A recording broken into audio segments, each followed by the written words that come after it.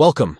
In today's video, we're going to explore how to clear the cache of the Roblox application on your mobile device. Clearing the cache can help improve the app's performance and resolve issues like lagging or crashing. Let's dive into the steps you need to follow.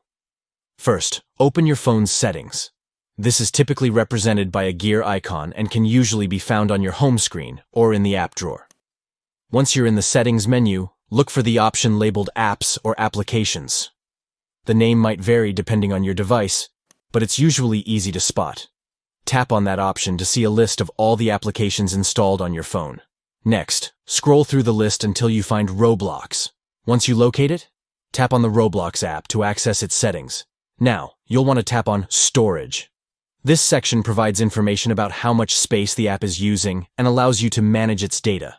Finally, look for the Clear Cache option, which is typically located at the bottom right of the screen. Tap on this option to clear the cache. You might notice that the app starts running smoother after this, as clearing the cache removes temporary files that can slow it down. And that's it. You've successfully cleared the cache of the Roblox application. If you found this video helpful, please give it a thumbs up and subscribe for more tips on optimizing your gaming experience.